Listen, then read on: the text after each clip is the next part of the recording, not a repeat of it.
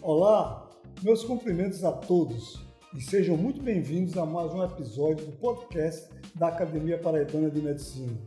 Mais uma vez, registramos que este é um marco importante para a APMed, que passa a registrar, valorizar e divulgar a trajetória, as ideias e o legado dos seus acadêmicos, profissionais que ajudaram a construir a medicina paraibana e brasileira. Nossos agradecimentos à Sicredi Evolução, nas pessoas do Dr. João Bezerra e Paulo Valério e o presidente da APMed, Dr. Vilberto Trigueiro. Hoje temos um convidado muito especial, uma referência para várias gerações de médicos, um professor, pesquisador, líder associativo e um nome central da infectologia da Paraíba. Tenho a honra de receber o professor Ornildo Fernandes, médico formado pela Universidade Federal do Rio Grande do Norte, especialista em infectologia pelo tradicional Hospital Emílio Ribas, em São Paulo, fundador e ex-coordenador da residência em doenças infecciosas e parasitárias da UFPB, ex-professor em diversas instituições do país, ex-presidente da Associação Médica da Paraíba, ex-vice-presidente da Sociedade Brasileira de Infectologia.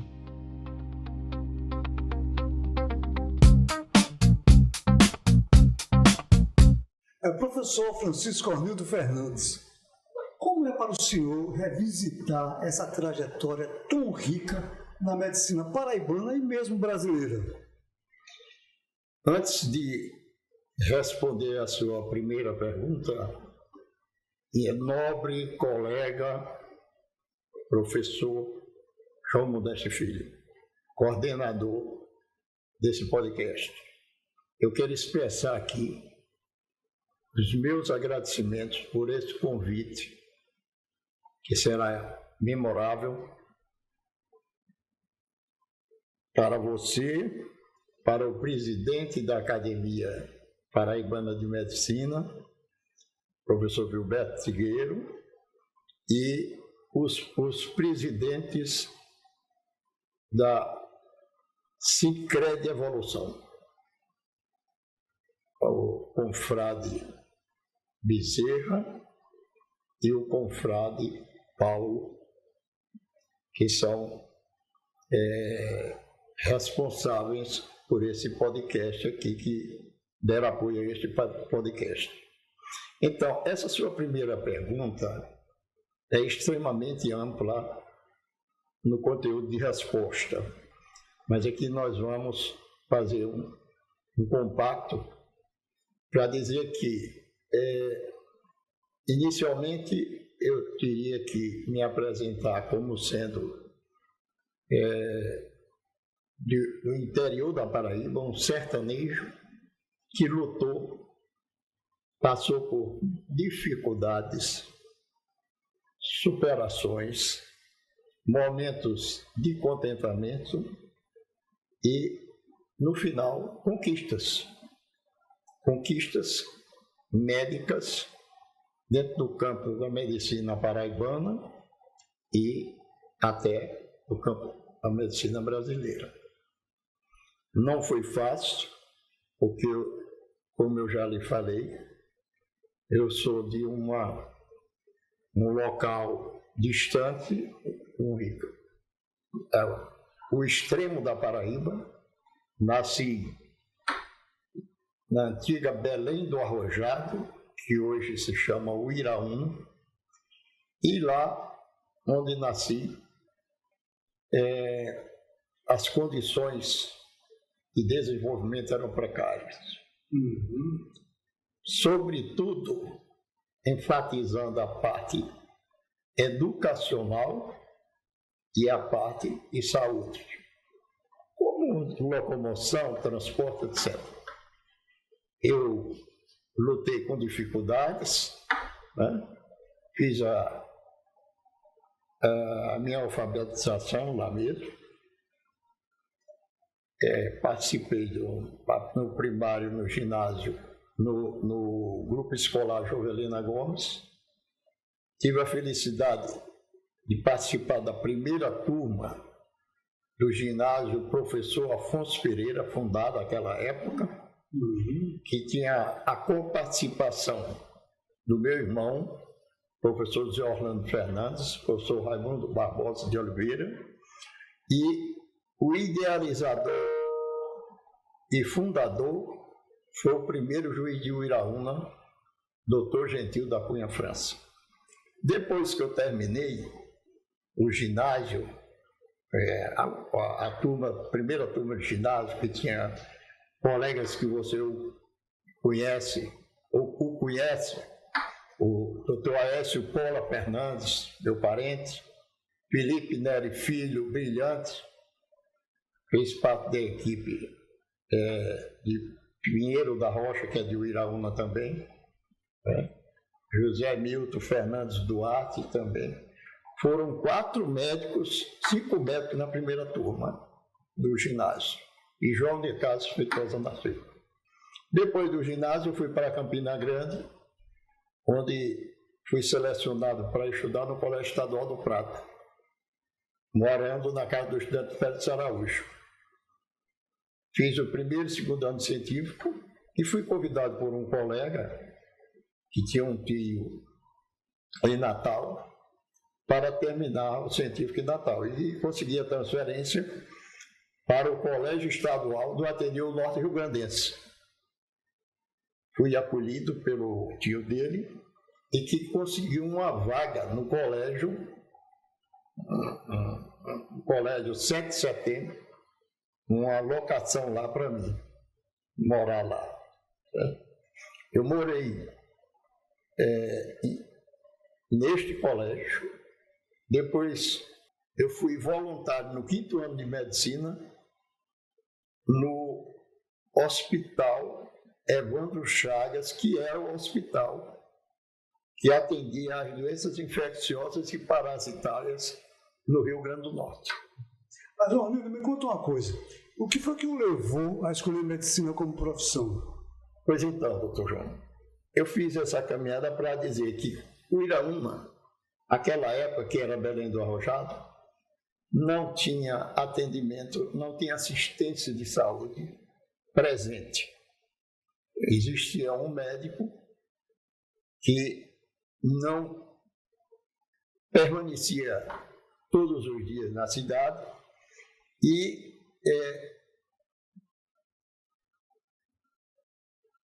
em março de 1954, minha mãe apresentou um quadro gravíssimo e meu pai a socorreu, estava com ela, e eu fui junto com ele, quando eu tinha 8 anos de idade, com minha irmã, assistir à morte de minha mãe sem nenhuma assistência médica. Esse fato chocou-me profundamente e marcou a minha vida. A partir de então, aquilo veio se alimentando até que eu fiz a opção para a medicina, porque eu entendia que morrer à míngua é uma coisa terrível, principalmente você, como filho, assistir à morte de sua mãe. Foi aí que eu tomei, não tive outra decisão, era no caminhar da minha vida estudantil, eu pensei só em medicina. E quando já foi para Natal, já tinha então uma definição que queria fazer medicina? Já ia fazer medicina. Eu fiz o 3º ano científico no Colégio Estadual do Ateneu Norte Rio Grandense, me preparei para o vestibular de medicina, fiz medicina e fiquei ensinando no colégio estadual, para me manter, ter subsídios. Veja bem, a gente tem assim uma vida, como você falou, né? Resumir isso em poucos minutos não chega a ser algo tão fácil. Mas veja bem, você teve uma experiência na pós-graduação muito grande, porque trabalhou numa das referências, né, que nós temos aqui na América do Sul, que é o Hospital Emílio Ribas, né? E lá você se dedicou ao ramo da infectologia. Você pode contar alguma coisa nesse sentido? Não tenho dúvida, com muito prazer. Pois então, o começo dessa minha ida para Natal, eu fui estimulado por uma colega lá da Universidade Federal do Rio Grande do Norte, que eu terminei em Natal, né? em 1971, ela era da primeira turma de residência do Emílio Ribas. E em dado momento a gente se encontrou e ela perguntou para onde eu ia. Né? Eu disse, olha, eu estou fazendo voluntário, sou voluntário, fiz voluntário lá no hospital Evandro Chagas, que é doença infecciosa, eu tinha intenção de fazer doenças infecciosas. Mas eu recebi um convite para ir para uma cidade aqui do interior do Rio Grande do Norte, Cruzeta, como o primeiro médico da cidade. Inclusive eu fui lá e fizeram uma festa para mim.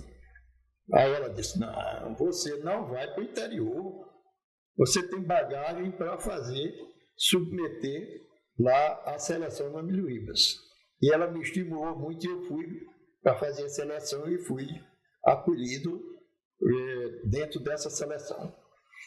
Em 1972, em fevereiro, eu comecei a residência médica no Emílio Ribas. Era a segunda turma do hospital. A primeira turma era a doutora Luiz Bem-vindo de Paula, André Vilela Lomar e a minha colega Marione Cortez Pessoa. Então eu ingressei no hospital e você sabe, a gente quando vai com um afinco de trabalho, de se realizar profissionalmente. Eu me envolvia com muito amor aquilo que eu fazia e tinha admiração pelo trabalho do hospital. Né? O Emílio Ribas foi para mim onde eu tive os melhores ensinamentos, tanto do ponto de vista teórico como prático, na minha vida profissional. Tanto na área de clínica médica como na área da especialização, que na época era doenças infecciosas e parasitárias, ampliando-se o campo até na experiência cirúrgica, porque o hospital era deficitário, inclusive em cirurgia, e nós tínhamos que ter um suporte de colegas que faziam cirurgia, que nos orientavam para atender os casos graves de difteria para fazer traqueostomia, tétano, dissecaveia de paciente de tétano, instalar diálise em pacientes com leptospirose, drenar um tórax, fazer biópsia hepática. Então a gente tinha uma experiência muito grande que eu trouxe inclusive para Paraíba. E realmente terminou servindo me estendeu para cá. Uhum. E dentro da programação do Hospital Emílio Ribas, era uma programação bastante vasta, né? Nós tínhamos diariamente visita às enfermarias, com discussões dos casos clínicos com preceptores das escolas paulistas de medicina, do Hospital Emílio Ribas, do Hospital das Clínicas de São Paulo, né? Eram preceptores, professores categorizados, né? Tinha as visitas, tinha as sessões clínicas, discussões de casos clínicos, tinha as sessões de verificação de óbito, a sessão anatomo-patológico. Era uma programação extensa e a gente tinha participação de expoentes da medicina brasileira e infectologia brasileira. No hospital tinha o professor Paulo Augusto Airosa Galvão, que era o diretor, pessoa muito boa. Tinha o professor Arari da Cruz Tiriba, excelente profissional. A doutora Tuba Milstein, professores que vinham do hospital das clínicas também participar das atividades didáticas, né? Tinha o professor Ricardo Veronese, que você certamente conheceu, era o expoente e fundador da Sociedade Brasileira de Infectologia. Teria a Tuba Milstein, André Vilela Lomar e tantos outros. Certo? Então, veja bem, você já mostrou aqui que desde o início já tinha uma tendência muito forte do magistério. E, evidentemente, com toda, às vezes por necessidade, né, mas às vezes também, possivelmente, por uma intuição daquilo que a pessoa tem e gosta de fazer. E acaba que você, nessa trajetória, com todos os ensinamentos que teve lá no Emílio Ribas, né, terminou como professor em diversas instituições, né? Universidade Federal da Paraíba, Faculdade de Medicina, né? Tanto, por exemplo, de Taubaté, ainda em Sorocaba e, claro, como falei, aqui na UFPB. Quando você faz um paralelo entre aquela época que você teve tantos ensinamentos e o ensino atual, como é que você vê o paralelo assim, do ensino médico que se faz atualmente? Professor João Modesto, antes de adentrar nisso aí, eu gostaria de avançar mais um pouco na minha fase que eu passei no Emílio Ribas, de ponto que eu considero crucial, extremamente importante na minha formação profissional, e essa pergunta será contemplada, certo? E faço questão de respondê-la a sua indagação. Mas eu queria enfocar aqui a época que eu passei no Emílio Ribas. Eu fui atuante na maior epidemia que aconteceu no Brasil de meningite meningocócica. A epidemia de meningite meningocócica, que teve início em São Paulo e se expandiu por todo o país e alguns países da América do Sul, os vizinhos países da América do Sul. Aquela época foi uma época de guerra. O hospital não estava preparado para atender a quantidade imensa de pacientes que chegavam a pedir socorro. Só para você ter uma ideia, a capacidade operacional do leito do hospital era de 100 pacientes internados e chegou a 300 pacientes internados. Então, foi uma situação em que eu participei ativamente aí com todos os residentes e nós trabalhávamos intensamente. O hospital chegou numa situação que não atendia a demanda e o governo do estado teve que requisitar, então, outros hospitais para a retaguarda, e a gente tinha que atender lá também, como o Hospital do Mandaqui e na região de São Paulo, na região periférica de São Paulo, de Taubaté e São José dos Campos, foi instalado um hospital na cidade de Tremembé, e a gente ia prestar serviços, plantões nessa cidade. Lógico que não era diariamente, mas semanalmente, certo? Então essa experiência foi muito gratificante, porque, embora muito cansativa, muito estressante, mas colocou a gente numa situação de aprendizagem de quadros graves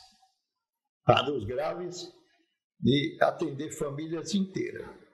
Depois disso aí, nós tivemos concomitantemente, no segundo ano da pandemia, da epidemia, nós tivemos um surto epidêmico, uma epidemia de encefalite no Vale do Ribeira, que eu fui designado para ser o coordenador lá nesse surto de encefalite, que era uma arbovirose, não identificada ainda o agente etiológico, e eu fiquei instalado no posto médico da cidade do litoral paulista, Peruíbe. O Vale do Ribeira, na cidade litorânea do Vale de São Paulo, era Peruíbe, e posteriormente eu fui designado para o Hospital de Isolamento de Encefalite, só para encefalite, em Itanhaém. Essa experiência foi fantástica, certo? Foi fantástica. A gente fazia o atendimento do paciente, colhia o material glicórico, fazia o diagnóstico e iniciava o tratamento que, a princípio, era sintomático. Eu consegui trabalhar, nessa época, com o professor Oscar de Castro, que era pesquisador do Instituto Oswaldo Cruz, o Instituto Adolfo Lutz, e com ele tinha uma pesquisadora da Organização Mundial de Saúde. Foram eles que isolaram esse vírus, que até então não se conhecia mundialmente, e foi denominado o primeiro nome do paciente que foi atendido, que foi Rocio, vírus Rocio. Era um paciente que desenvolvia encefalite grave, que em alguns casos a gente fazia o encaminhamento para a Santa Casa de Misericórdia em Santos. Esse foi Agora, além disso, eu participei também de outras epidemias no Emílio Ribas, que não era infrequente, né? Por exemplo, a epidemia de febre tifoide, a epidemia de difteria, sarampo, era comum naquela época, certo? Agora, respondendo à sua pergunta, em relação ao ensino, eu gostaria de dizer que houve uma evolução muito grande em relação à metodologia de ensino, né, por conta dos avanços que a gente teve, tanto na área de diagnóstico, quanto na área diagnóstico laboratorial, quanto na área de diagnóstico por imagens. E nos últimos anos, o que é que a gente tem acompanhado é uma evolução fantástica da medicina, né, principalmente após a pandemia de Covid, para a aplicação da telemedicina, telesaúde, a aplicação da medicina, a inteligência artificial na medicina, e chegando até o que a gente está vendo agora, a aplicação robótica, né, nos tratamentos de doenças, sobretudo para pacientes cirúrgicos. Não é isso? Isso. Romildo, você sempre foi um indivíduo de temperamento muito forte, pesquisador, estudioso, e não por acaso chegou a ser chefe do Departamento de Promoção à Saúde da nossa Universidade Federal da Paraíba. Naquela época, assim, que projetos você lembra assim, que foi bem impactante na sua gestão e como foram as dificuldades para tanto, a gente estando numa região tão pobre como a nossa? Pois, realmente, quando eu assumi a chefia do Departamento de Promoção da Saúde, foi logo após eu ter exercido a direção do antigo Hospital Guedes Pereira, que certamente o nobre coordenador do podcast fez sua passagem por lá pelo Guedes Pereira. E lá no Guedes Pereira foi onde se iniciou um projeto que eu levei para a chefia da promoção da saúde, que para mim foi um projeto que veio de encontro ao que eu fiz durante toda a minha vida. A instalação, a criação da residência doenças infecciosas e parasitárias. Naquela época era doenças infecciosas e parasitárias. Né? Então, esse projeto foi apresentado na reunião do Centro de Ciências da Saúde. Eu era chefe, convidei o professor Marco Aurélio de Oliveira Barros para ser o relator, porque ele trabalhava conosco na disciplina de doença infecciosa e parasitária, embora a sua especialidade fosse cardiologia, mas Marco era polivalente. Era um polivalente, era plural como profissional e de dedicação extrema. Então, ele relatou o projeto e foi aprovado por unanimidade. Isso, para mim, foi uma grande vitória dentro do contexto da chefia do Departamento de Promoção da Saúde. E eu tive a felicidade também, que eu estava terminando a gestão, de, após a aprovação a nível de ministério, né, eu ser o primeiro coordenador da residência. Na UFPB, né? E os desafios que mais encontrou, por exemplo, nessa residência? Sim. Porque a gente sabe que é bem difícil. Marco Aurélio, o que fundou a residência geral, eu também estava falando até há pouco tempo com o pessoal de clínica médica, que ele também me convidou, naquela época, para ser o coordenador de clínica médica, inclusive era lá no Santa Isabel. E eu sei que as dificuldades eram grandes também. E do seu lado, como é que foi isso aí? Realmente foi difícil, porque havia necessidade de pessoal qualificado, né, para orientar os residentes. Os primeiros residentes foram a doutora Joana Dapos, padre, excelente colega, e a doutora Nancy, que ela se encontra em Natal, no Rio Grande do Norte.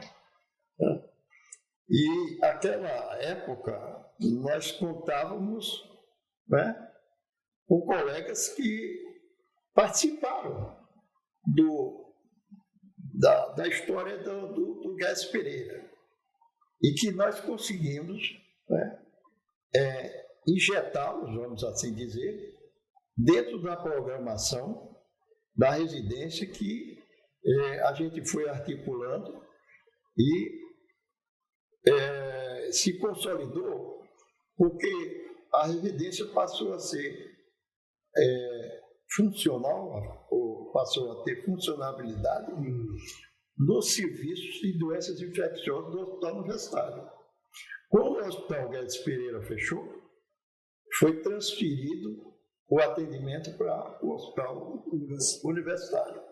Só que houve uma redução de leitos. Não sei, o Guedes Pereira ofertava para o contingente da Paraíba. Aliás, o Guedes Pereira prestou serviço não só a Paraíba, mas Rio Grande do Norte e Pernambuco, essas cidades circunvizinhas, no acolhimento de doenças infecciosas e parasitárias. O Guedes Pereira tinha, então, 100 leitos. E quando a gente passou para o serviço de doenças infecciosas no HU, era 40. A cidade cresceu e encolheu a oferta de leite. Mas, assim, com dedicação, com empenho, certo? Construiu-se, formou-se uma programação e que hoje a residência médica na Paraíba já tem uma quantidade grande de infectologistas a nível de Brasil. Ora, você foi um dos membros fundadores e vice-presidente da Sociedade Brasileira de Infectologia. Suas experiências nesse campo aí, Ornildo, que deve ter muita coisa que inclusive serviu lá para a sua vida acadêmica, pessoal, etc. Então, o que é que você nos relata sobre isso? Eu participei como fundador, tive o prazer de participar como fundador, um dos fundadores. Aqui da Paraíba, o Marco Aurélio também foi um dos fundadores, que era fundador aquele que participasse da Assembleia Geral da Fundação. Aí Marco Aurélio estava presente e a doutora Ângela Henrique Souto também, daqui da Paraíba. Essa fundação oficial, houve uma pré-fundação, vamos colocar assim, primeira reunião em São Paulo, mas a fundação oficializada foi na Assembleia Geral do Congresso Brasileiro de Medicina Tropical, que se realizou em Natal. No antigo, existia o Hotel Ducal, na Rio Branco. E lá houve, vamos dizer assim, o desmembramento, né, oficial da medicina tropical para se formar a Sociedade Brasileira de Doenças Infecciosas e Parasitárias. Inicialmente foi doenças infecciosas e parasitárias. Então, o professor Ricardo Veronese com o professor Paulo Augusto Airosa Galvão foram os idealizadores e fundadores da Sociedade Brasileira de Infectologia. Foi em fevereiro de 1980. Por explicitar, eu tive a felicidade de participar das 4 primeiras diretorias, inclusive a do professor Ricardo Veronese. Eu acho que ele teve essa gentileza de me convidar, professor João, porque quando eu estava no Emílio Ribas, na pós-graduação, os doutorandos que eram da Faculdade de Medicina de Jundiaí estagiavam no Emílio Ribas. E o professor Ricardo Veronese veio convidou-me para que eu fosse o preceptor dos doutorandos de Jundiaí no estágio que ele fazia no Emílio Ribas. Então, eu quero explicar para você como é que eu cheguei próximo ao professor Ricardo Veronese. Certo? Então, lá nesse congresso em Natal, quando terminou a Assembleia Geral, ele chamou reservadamente e disse: olha, eu quero que você crie a Sociedade de Infectologia na Paraíba. Sociedade Paraibana de Infectologia. Certo? E nós fomos a primeira filiada registrada em cartório oficialmente da Sociedade Brasileira de Infectologia. Não foi fácil, porque naquela época nós tivemos que constituir a primeira reunião foi no Centro de Ciências da Saúde. Convidamos pediatras, tinha poucos que fizeram estágio lá no Emílio Ribas, Helena Germógrafo, Bruno, Benedito Bruno, e para formar a sociedade tinha que ter clínicos, pediatras. E nós fizemos essa reunião, que se consolidou depois. Agora, o andamento para oficializar foi difícil, porque tinha que angariar apoio das autoridades no sentido de ajuda financeira, porque a gente não tinha ajuda financeira. Mas, felizmente, a gente começou a ter participação de laboratórios na elaboração de simpósios, de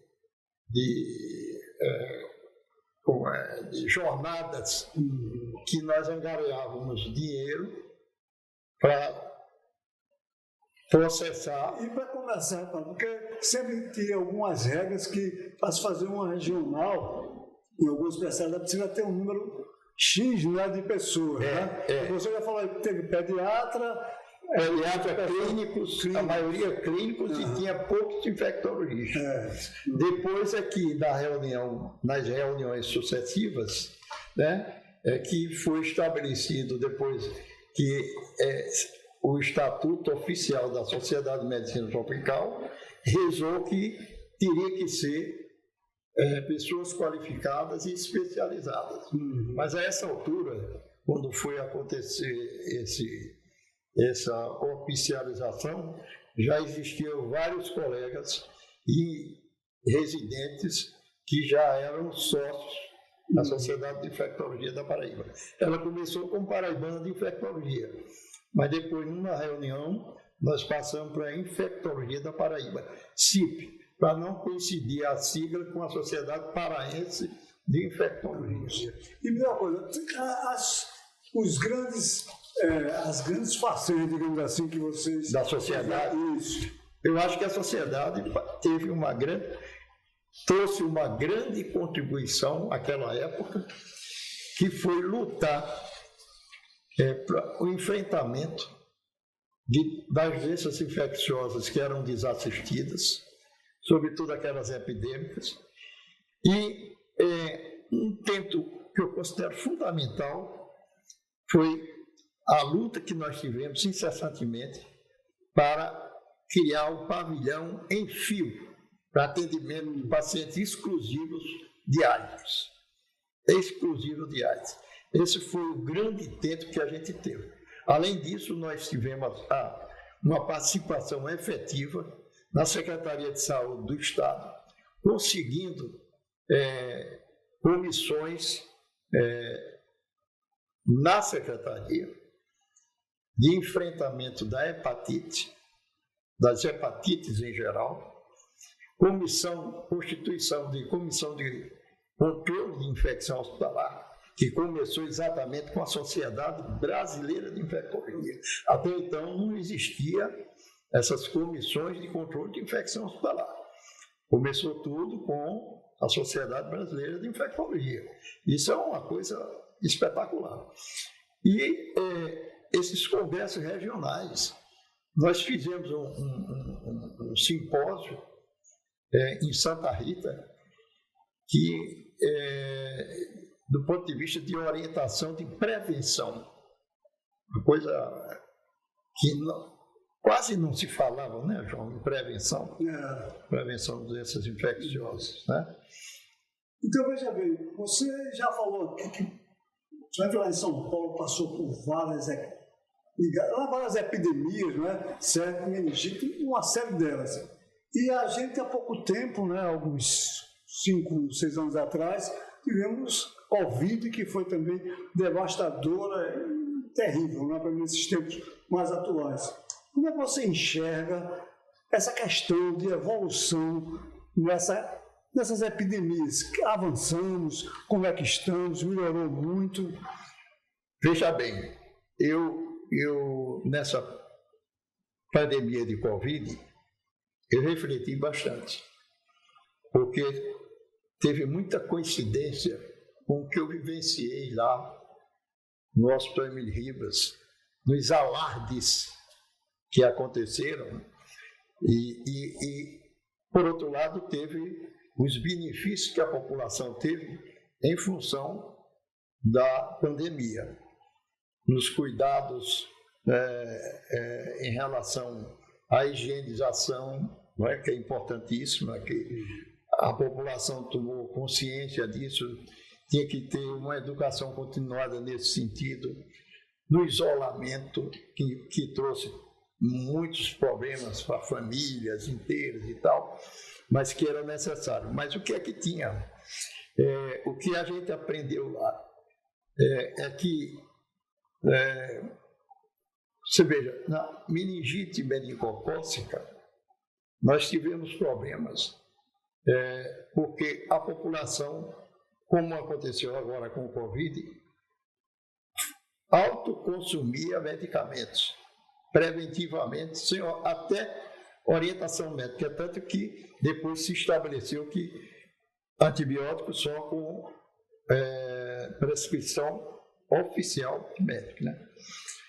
Eu, numa epidemia do H1N1, eu escrevi um artigo, eu não sei quem, eu acho que era João Medeiros, que era presidente na época, ou você foi presidente também? Não, primeiro não. Foi João Medeiros. Que eu coloquei os benefícios da gripe, os futuros benefícios da gripe H1N1. Os futuros benefícios da gripe H1N1. Que eu focalizava chamava aquela época exatamente esse cuidado, né, de se ter, de se prevenir e alertar a população, né, com a vacinação preventivamente. Quer dizer, não é quando o surto se instala, né? É a vacinação continuada. Nós vimos nessa fase da Covid aí grandes pânicos, né, por conta das desinformações. E que chama atenção também, se você puxar um pouquinho para você ter até uma pergunta aí sobre a sobre a AIDS, né? Que eu interrogo. Por que a Covid rapidamente se encontrou uma vacina e até hoje não se tem uma vacina estabelecida para a AIDS? O que é que aconteceu a nível da Organização Mundial de Saúde, ao nível das entidades médicas e de pesquisas que não avançaram até hoje nisso aí? Qual é o enigma disso aí? Eu vi um jogo muito grande de interesse farmacêutico, certo? Inclusive eu pensava também, e penso, porque a AIDS, ela envolve a distribuição de medicamento continuado, e agora está sendo gratuitamente. E são polimedicamentos.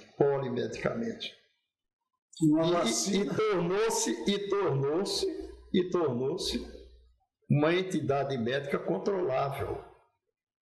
Né? Controlável. É uma doença crônica, como é o diabetes, é uma doença crônica e tal. Então, essa interrogação a gente... Veja bem, Manu, eu estava até lendo há pouco tempo na revista francesa, eu passei um tempo lá, eu tenho muita ligação, e a gente fazia algo para chamar a atenção de antibiótico, mostrava lá uma figura médica de grande importância nos anos 20 e dizia lá, fulano faleceu porque não tinha antibiótico. Aí, mais na frente, bota, se fulano vivo fosse hoje e contraísse a mesma doença, ele não morreria por conta dela. Aí, mais uma parte, bota, em 2050, possivelmente se ele adquirisse, ele ia morrer de novo, porque o antibiótico já não ia ter mais nenhuma ação.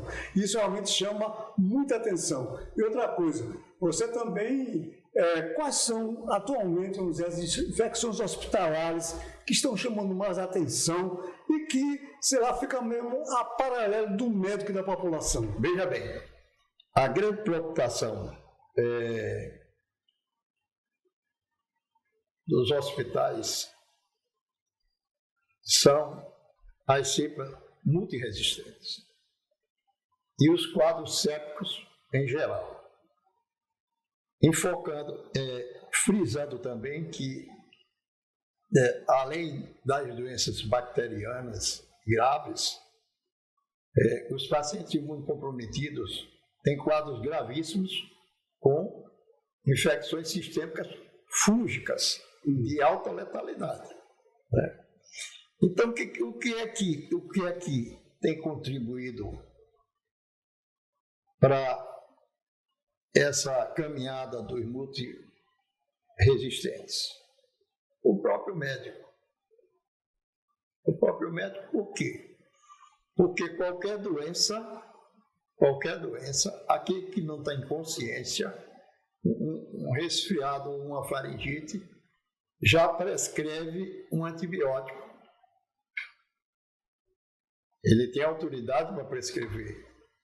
Ele precisa ter consciência para discernir que não está, aquilo ali não está indicado.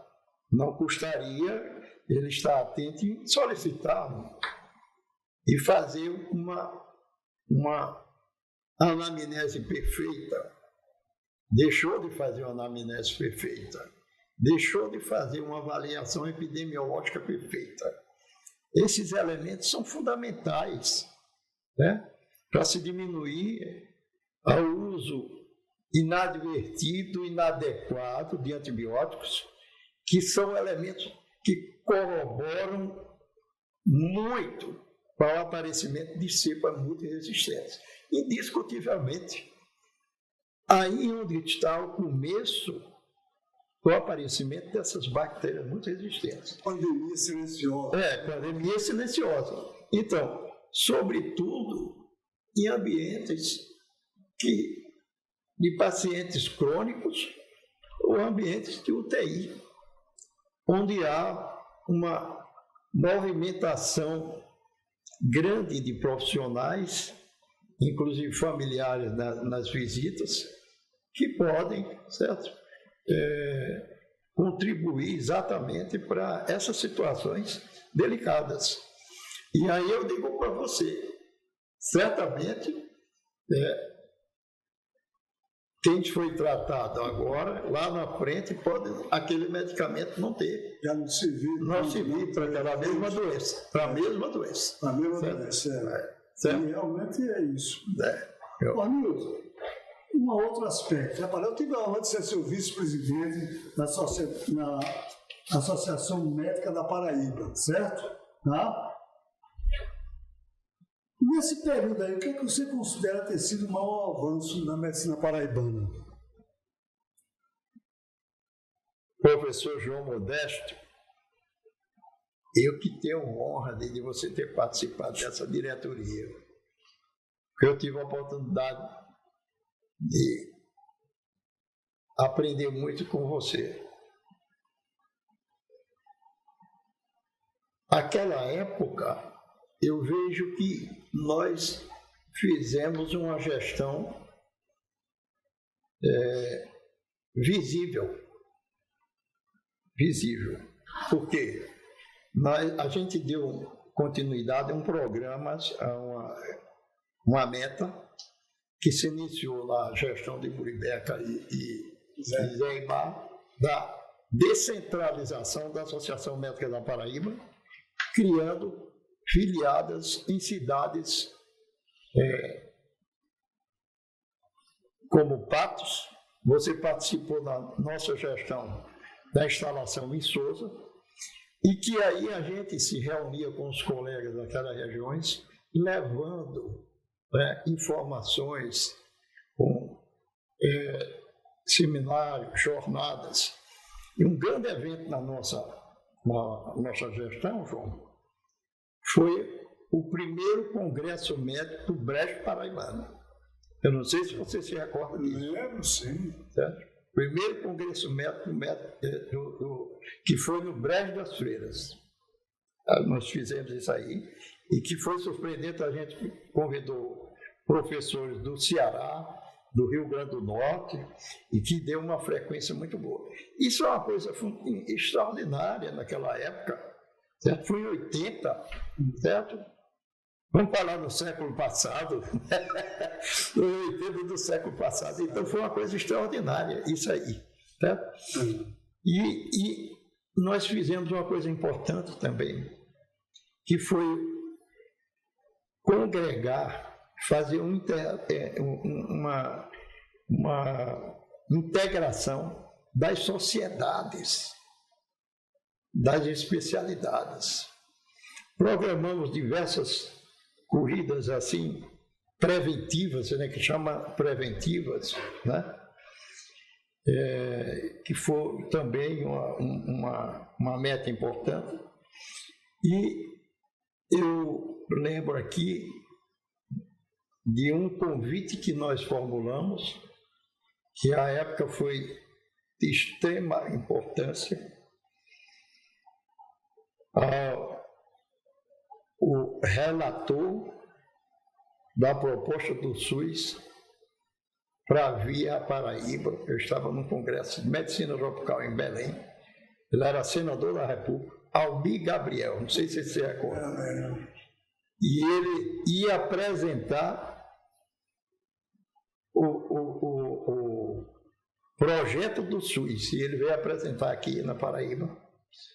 Foi uma coisa que me surpreendeu ele aceitar esse convite, certo? Esses são marcos, né? Agora, o que é que nós conseguimos também dentro da nossa associação? Nós fomos os últimos a ter a sede nas trincheiras.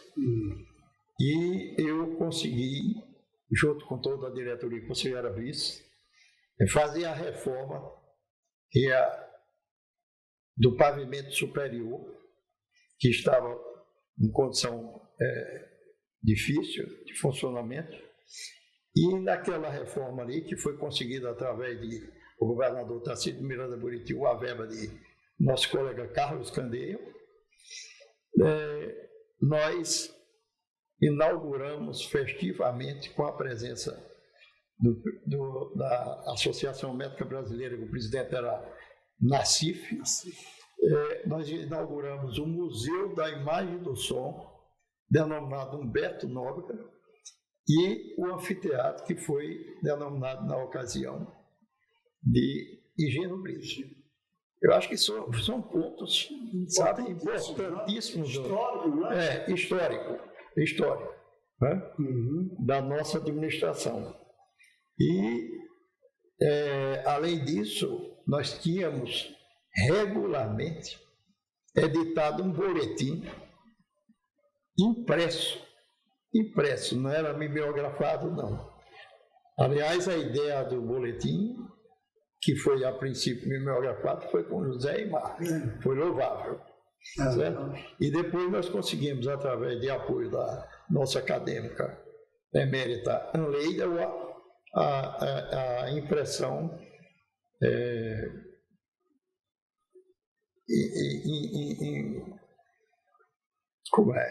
impresso, né? Fazer a impressão mesmo do boletim. O boletim impresso. Então, que era um órgão informativo importante na época. Conseguimos também estimular, por conta da nossa gestão, estimular a adesão de mais sócios. Aumentamos o número de sócios naquela época. Eu acho que foi uma gestão bem atuante. Muitas fações. Bem atuante. Me diz uma coisa, meu amigo. Nós estamos, no momento atual, numa enormidade de faculdade de medicina, de escola de medicina, né? Só que na Paraíba nós temos já um monte, né? 9, 10, né? Certo? E no Brasil como um todo já passamos a muito de 400. E sempre se interroga, né? Isso é uma coisa boa, ruim? Melhorou a medicina por conta disso? Piorou? Está no mesmo nível? Qual é a visão que você teria nessa efusão de tanta escola médica que a gente está vendo agora?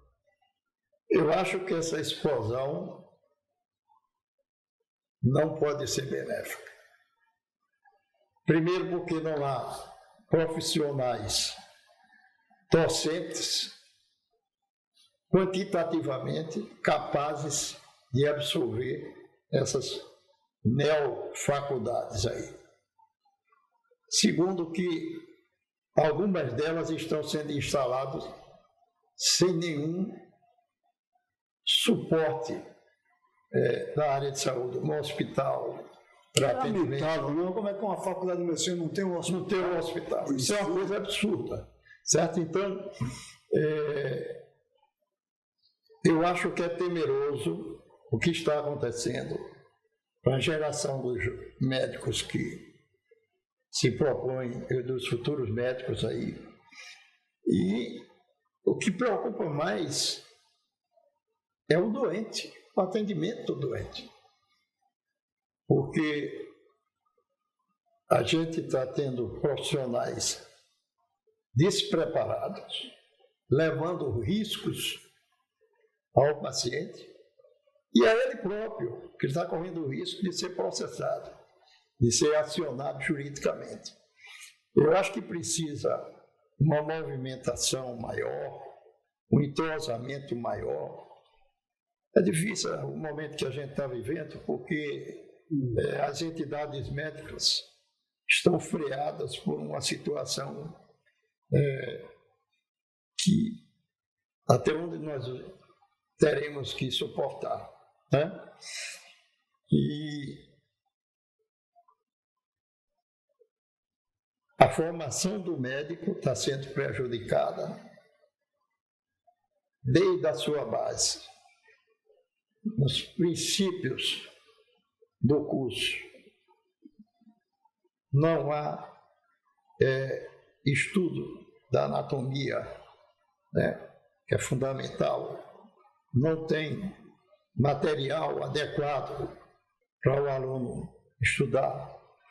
E nós estamos aí diante de uma medicina avançada que o aluno tem que se preparar para o futuro, porque senão ele vai ficar para trás. Já está ficando.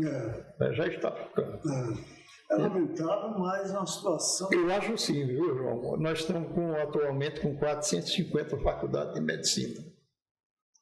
A Paraíba está formando mais de 1.200 médicos. Onde é que eles vão se localizar? E aí o que é que acontece em relação ao mercado de trabalho?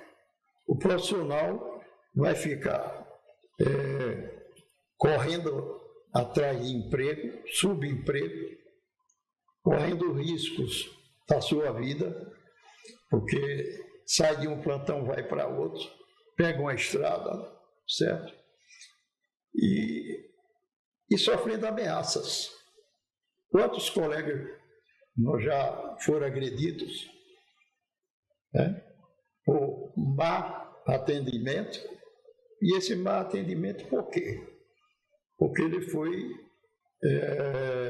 formado numa situação que não deveria ter acontecido, né? Eu fico muito triste com esse cenário que a gente está envolvido, sabe? Porque nós estamos deixando uma profissão tão bela como a medicina e está sendo relegado o valor do médico e a humanização, que é fundamental. A tecnologia avança, mas não tem sensibilidade e nem empatia. Lamentavelmente é isso. É triste. Não tem. Bom, deixando um pouco de lado esse aspecto, eu queria também falar sobre algumas coisas. Você tem uma vasta produção literária, né? Já foi autor de várias publicações de livros, né? Escreve capítulos em livros técnicos também, certo? Você poderia fazer alguns comentários acerca dessa sua produção científica, Arnildo? Professor João, olha, eu vou citar 2 livros técnicos e 2 da área técnica que eu editei, e 2 livros, assim, que eu diria assim, do âmbito pessoal, familiar, de amigo, que esse livro recebeu o título. Aliás, eu acho que você foi prefaciador, coisa.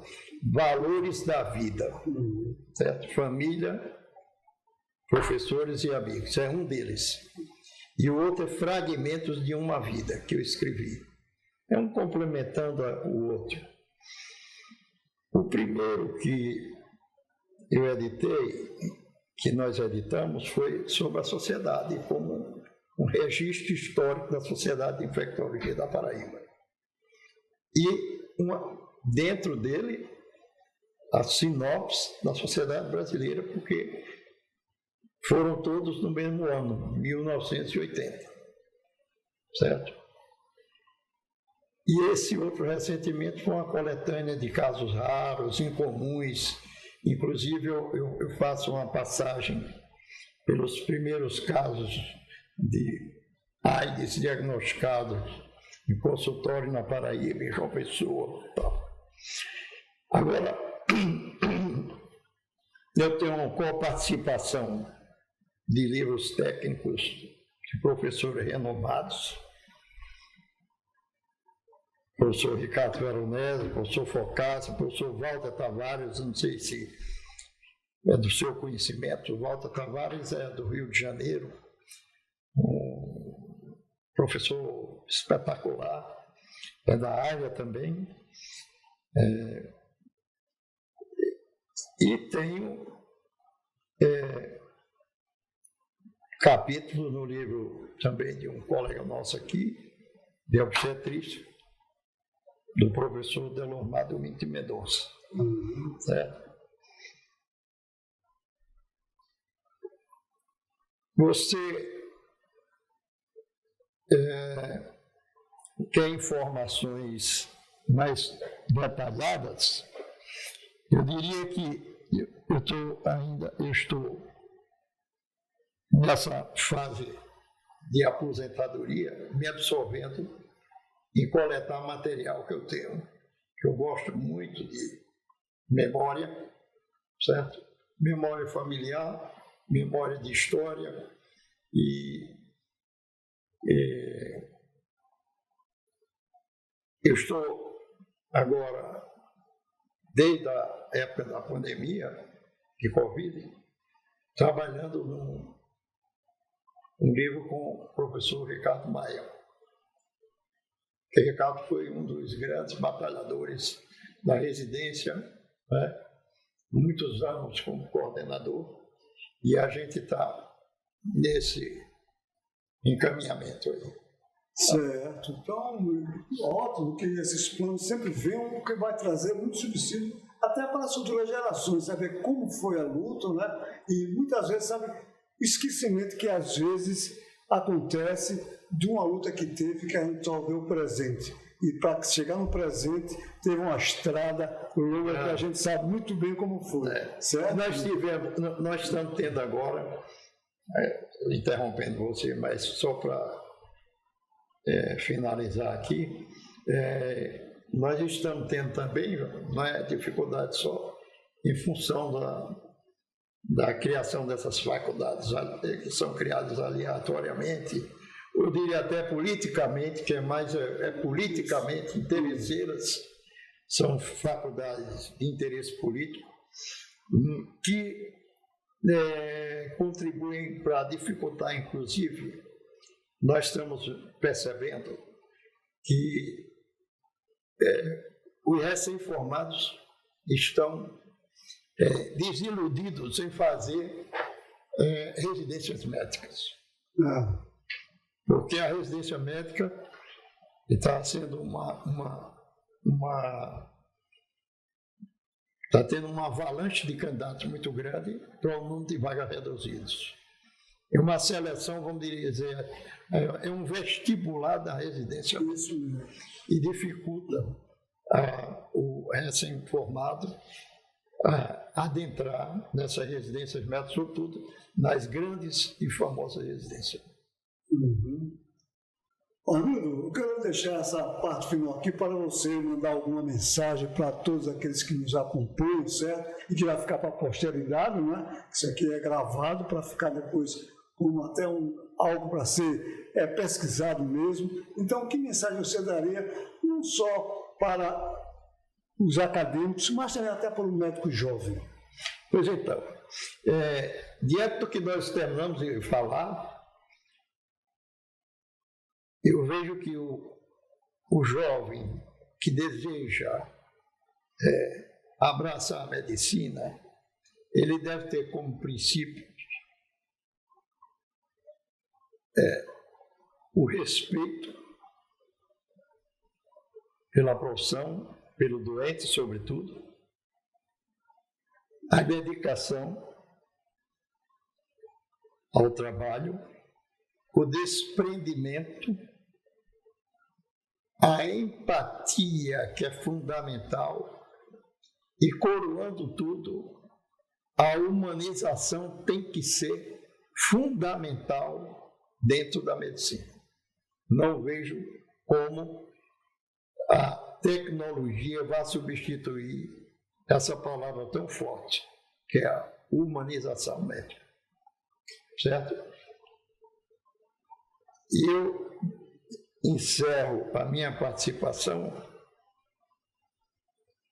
renovando o agradecimento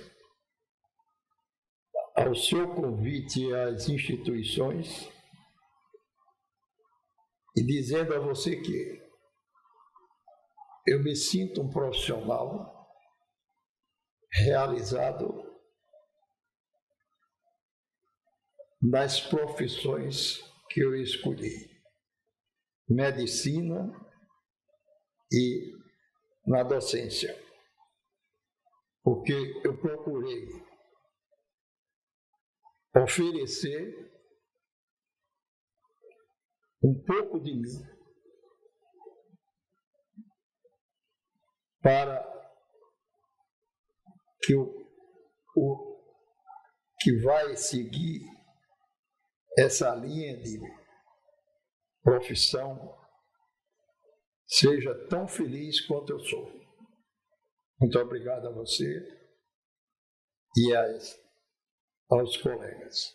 Nildo, nós aqui temos que agradecer não só pela sua presença, mas por essa demonstração, né, de sua vida ética, dinâmica, de estudo, de trabalho, de saber fazer o certo e sempre fazendo o certo, e que tanta contribuição você trouxe, não só para a medicina local, paraibana, mas também para a medicina brasileira. Então, muito obrigado, Nildo. Foi um prazer estar aqui com você. Prazer também. Um abraço.